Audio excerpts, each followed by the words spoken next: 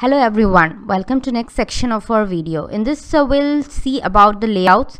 Since we have already seen our main activity classes, now the next section what we have to do is our layout file, how exactly the layout is used. So before that I have tried to cover almost all the layouts which are used in Android app development, so that in future if you develop any other app, so you can get an understanding how those layouts can be used, because for different kind of Android app development you need different layouts. So you have to understand the requirement first and then decide what kind of layout suits best for your app. So I have almost covered every type of layout, and I'll just give you detailed descriptions and understanding of all the different types of layouts, and give you some scenario in which scenario those different layouts are used. And I'll also discuss about the layout which is used in our quiz app. I'll tell you the code snippet, how exactly what I have done to define the layout in the quiz app, and how we can customize the layouts. So first, before moving to the layout, we'll see what exactly a layout is. A layout defines the visual structure for a user interface, such as the UI for an activity or of app widget. So basically whatever the app looks like, the UI, it's defined in the layout file. So Android Studio is designed with a built-in layout tool to facilitate the application user interface design. A typical layout defines the visual structure for an Android user interface and can be created either at runtime using view or view group objects, or you can declare your layout in a simple XML file which is known as activity main.xml file. I'll just show you the file so that you will get an understanding of that. This is my Android Studio. So your layout file will always be under res, this folder. Under the layout folder you will have this file. So by default whenever you create a new project, this XML file is created, activity main.xml file. Apart from this, depending on your app requirement, you can create more layout files, but for now in this app we have just created one XML file, activity main.xml file, which is located in this location. And if I show you this one, this is the layout file, this is the text view. If I see the design view, so this is how your layout looks like. So what I was saying, it's give you the user a visual structure or the UI, how your app is going to look. So if you can see here, I have defined a button. So basically it's a GUI based on layouts defined in XML file, and a layout may contain any type of widgets such as your button. So in our app we already have this button, any kind of labels, any kind of text view. So as you can see, it has a text view as well, and many other things which can be defined in a layout. Like you can see here options, different widgets option, a text view, a button, a checkbox, a radio button. So all this can be defined in a layout. So in the next section I'll tell you what are the different types of the layout and in which all scenario which you can use those layouts for video.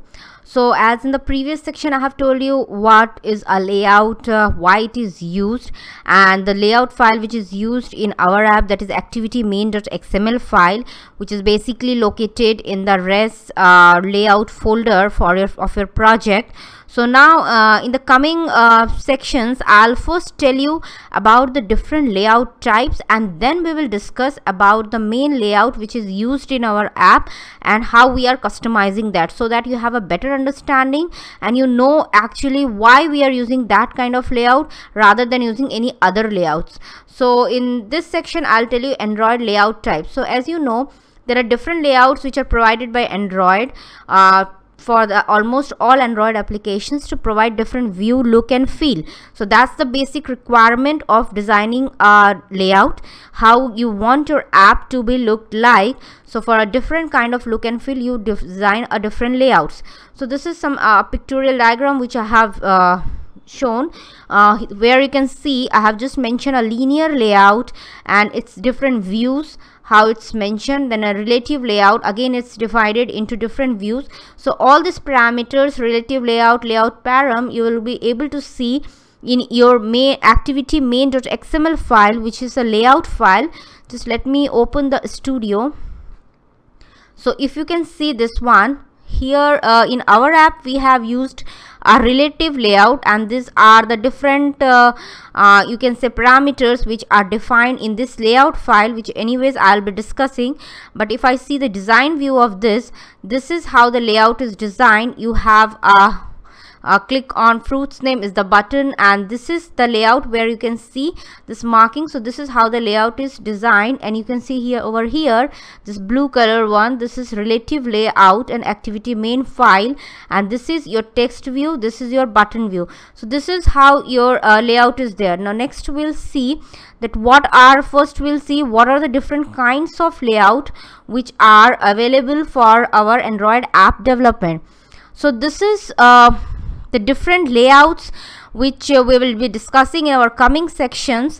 But to give you just one liner for all this layout and understand before we go into a detailed one, I have just mentioned it in one line. What is a linear layout? So linear layout, to be on a very layman language if you understand, is a view group that aligns all children in single direction, that is vertically or horizontally. So whenever you design a linear layout, all its elements, so all its elements means if you have a text box, if you have a button, if you have a radio button, anything, so those all will be aligned in the same direction, either horizontally or vertically. In that condition you have to take a linear layout. So if positioning matters for you, you have to take all the elements in single direction.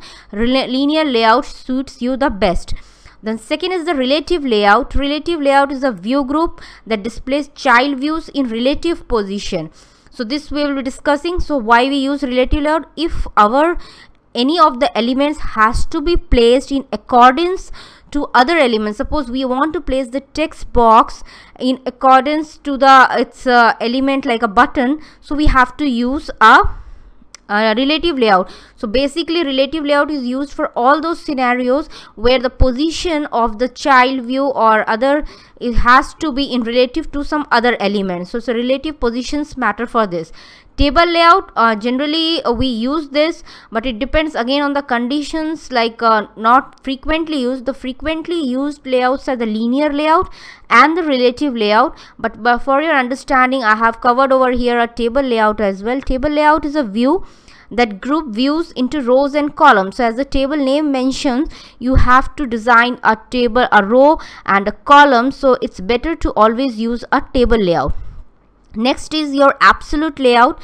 Absolute layout enables you to specify the exact location of its children. So it's basically I'll just tell you in detail with an example in the coming sections. It's something whenever you have to define the exact location of the elements with respect to its children, absolute layout this is also not used frequently. Next is your frame layout. So as the name suggests, it's a placeholder on the screen that you can use to display a single view. So kind of frame. If you want to design a frame element where everything should be displayed in a single view, a frame layout is used.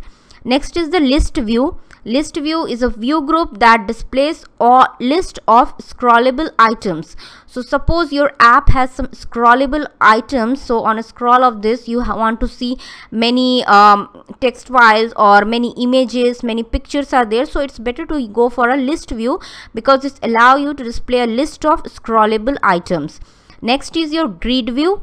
Grid view is a view group that displays item in two-dimensional scrollable grid. So same as the list view. List view is only the thing difference is that it does in a single screen, and in a grid view you have two-dimensional scrollable grid. So there is a partition, and in the two-dimensional, so you can scroll it in those partition area. So anyways, I will be discussing all this in detail in our coming sections.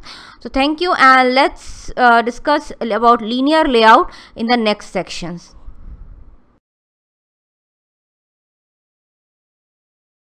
So in this section we will be discussing about the linear layouts, where we use a linear layout, in which all conditions and what all features are there in a linear layout. So Android linear layout is basically a view group that aligns all the children in either vertically or horizontally. So as you can see in this pictorial diagram which I have mentioned, this is the Android orientation. If we want to design the elements either in a vertical manner or in a horizontal manner, a linear layout is used. This is a kind of demo app you can see, where like there are 3 buttons and this has to be arranged in a horizontal way. So best is to use a linear layout.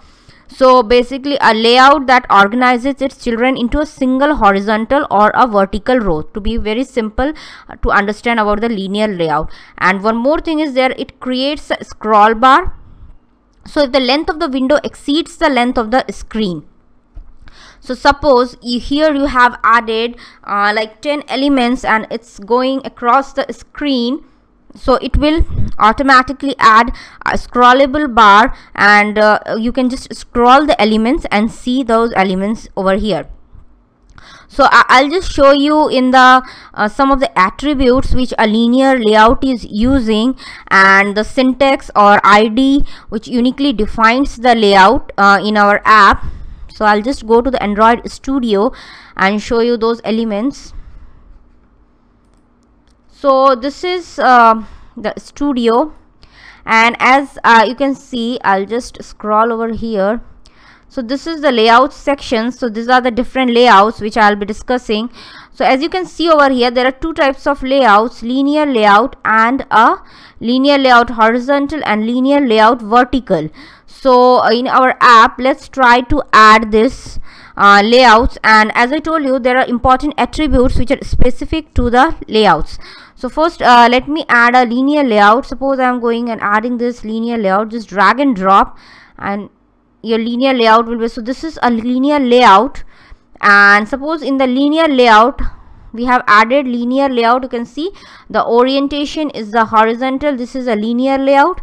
And here from here drop down as well, you can select a linear, it's a horizontal or vertical. For now we'll take a horizontal one, and we'll just try to add some of the children's like the button or the text view. So I'll just add one button over here. I'll try to add one more button over here. So you can see it doesn't allow me to add the button just below this one.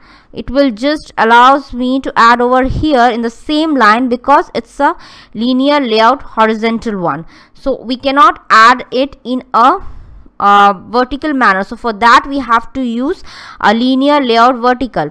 One more thing, this is the design view. So we'll just go and see in the text view, this once we drag and drop this elements in the design view, the entire code for this will be added in your text view. So we'll just go over here, and you can see this is the linear layout which was started from here.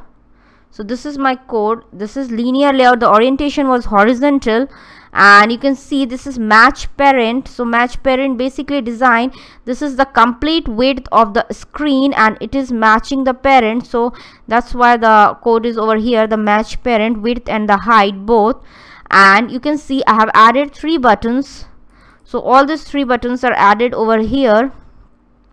And the unique thing or the important attribute which you need to make sure is specific to linear layout is your Android ID. So this is the Android ID, and so in the Android ID, this ID basically uniquely defines the layout, and the syntax for the ID inside the XML tag, that is you have to put @ID and then your button.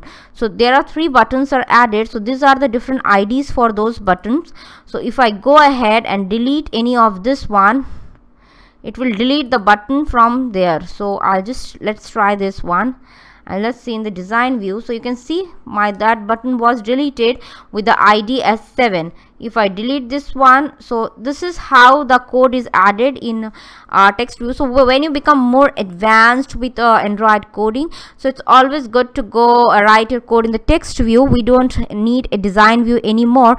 But since now you're a beginner for this, so it's always better to use a design view so that you have a better understanding like what elements you are adding over here and how those are reflected in your layout. Next we can just go ahead and add a linear layout vertical as well. We can just try that one. So for that, first I'll delete this complete code which we have added for a horizontal linear layout. So I'm deleting this complete code, and we'll see over here. So you can see the complete code is, I'll add a linear layout vertical. So this is a linear layout vertical, and we'll do the same thing. We'll add some of the buttons over here, and we'll just see what is the difference of that. So as you can see, this is a vertical view. So this one is how it's added. So this is the vertical view, or vertical linear layout vertical, and this is how your options are added. Same if you go back and see it in the text view. So this is linear layout. The code starts from here. The orientation is vertical. Rest all the buttons are added. You have a unique ID for all this button.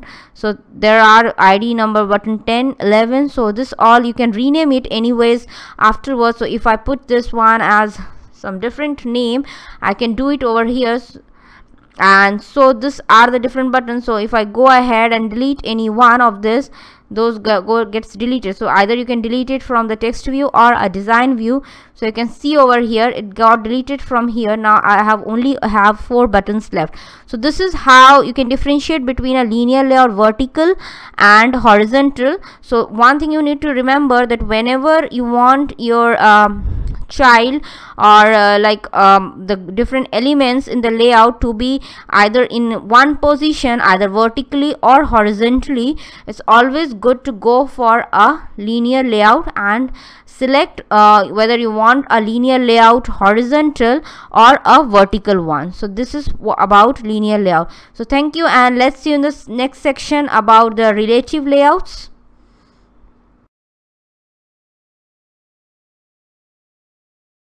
Section of our video. So in this we'll be seeing about the relative layout. So I'll be basically discussing why a relative layout is used, what is a relative layout, and I'll be discussing about our app as well, because in our quiz app we are using a relative layout. So what are elements we are keeping this, and why exactly we are using a relative layout instead of other layouts in the app. So this is a pic which I have shown over here. A relative layout looks like. So to understand it better, I'll explain it what exactly it does. So Android relative layout enables you to specify how the child views are positioned relative to each other. So by that it means the child view means any child elements. Like in this diagram you can see there are different elements. Suppose this is a text box, these are 2 buttons, then again we have a text box. So in relative layout, the important feature is that you can place all the elements relative to each other. So the position of each view can be specified as relative to sibling elements or relative to the parent itself. So you can say a relative layout is very powerful utility for designing an user interface, because it can enable or it can eliminate the nested view groups and keep your layout hierarchical flat, which improves the performance. So for all these purposes, suppose we have an app where we need 3 buttons to be positioned in different ways. We have a text box, then again we need some buttons, again we need some text box. So these are the elements which are relative to each other, and position those all elements relative to each other. So a relative layout is a good option to go about. As we have seen in the linear layout, we have a constraint. Suppose we are using a linear layout horizontal, so we can place the elements or the buttons only horizontally, and they cannot be placed in any other positions. Same for linear layout vertical as well. We can place them vertically, but we cannot place them relative to each other in the app. So in real world scenario where your app require all these different elements, a text box, a radio button, a check box, anything, and that has to be played relative to each other, the relative layout is the best option to go about. Now we'll see what are the different parameters which are used in relative layout and why we are using those parameters. So you already understood that the relative layout allows us to position the elements relative to the layout itself, and also relative to each element that is present inside the relative layout. So we will just see some of the parameters which are used in the relative layout. Maybe I'll go back to the studio, Android Studio, and show you over there. So this is a example of our same app, quiz app, where we are using a relative layout. So before going over here, we'll understand some of the parameters which a relative layout uses. So suppose you can see what are the different layout properties which are available for a relative layout. So we'll go to the text view. We can see over here, apart from some other properties which we've already seen in the linear layout, like Android ID, width, layout height, we have already discussed this in the linear layout. These are same in relative, but apart from that we have some extra properties as well.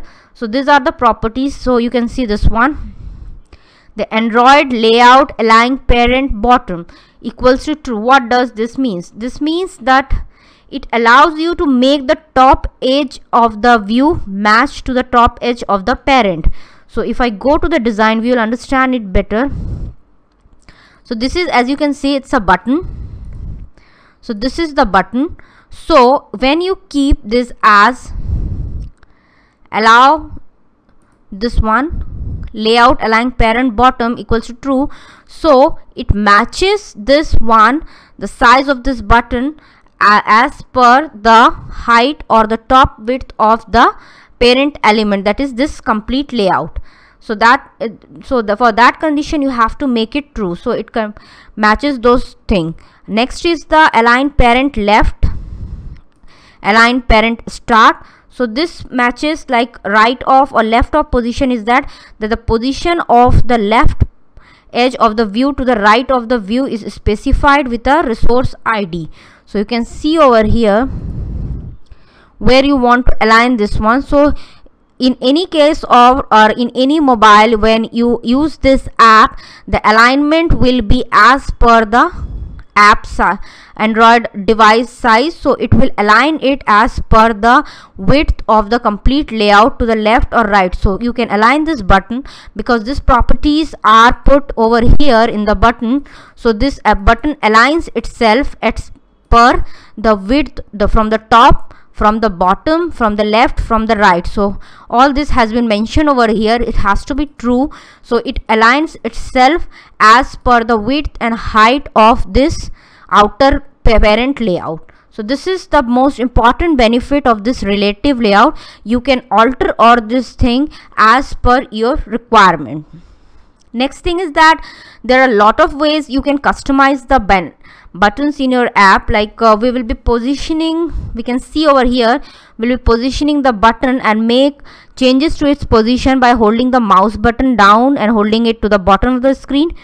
And so I'll just do it over here. If I keep the button over here, you can see, and we'll just see in the layout in the design view, and then the text of the button is represented by the, we'll see in the text view what has happened to our button. So one most important thing is that if you see here in the text view, what happens, the layout in design view of the app, the text of the button, whatever you want to write, that is the text is mentioned by a text view, and whatever is the button is always represented by a button view. So this you have to mention it over here. So if I go, so you can see in the text view, in this XML file, in the text view, my text will be mentioned over here. This is the ID for the text view 1. So here my fruit's name will come over, and in the button this text has been put, click fruit's name. So this is the button. So you can change this as well. If I put over here as hello, so it will change the options for me over here. So hello world, and so you can see the button has changed. We can go to the text view and see here the option for the button has already changed. So this is how you make the changes. So the button is basically represented by the button view and the text area by a text view. We'll just see the text area once more, where our text area is. So here if I put the button, so you can see this is your text area. This is, if you can see this one, this is your text area, basically this one, this complete area. So this is your text area, and we can see over here if you want to see it in the text view. So the button class, as you can see, with all its properties on the right hand side, like we already have for button. If I go over here, so these are the different properties the button is using. Its ID, so ID is button 1. So this ID has been used to represent this button, and wherever in your activity file or the Java file this button has to be referenced, you have to use this ID. So this is the ID from the right side, as you can see, this is the ID. And if you go to the text view of this button, you can see over here in the Android ID field we have put as button 1. Next is its layout width and layout height. So layout width, you can see it matches the parent. So this complete parent, it will match the parent, and the wrap content, the height is as per the height of this layout. So this is how it is mentioned. So the button class, you can say, in the Android is known as the subclass of the text view class. So it is the subclass of the text view class, and subclass, as we all know in Java, helps to use the same code or make changes in the same way for both the text views and the button views. So we can do any kind of changes we want over here, or add any new parameters over here. As you can see in the text Android button, I have taken a text color. So these are all properties. Text size, so this all you can alter and change it as per your requirement, and see the changes over here. So this is about a relative layout, why it is used. In the next section of our video, I'll specifically tell you about the relative layout in our app and some more parameters which we are using in the app. So thank you, and let's see you in the next section.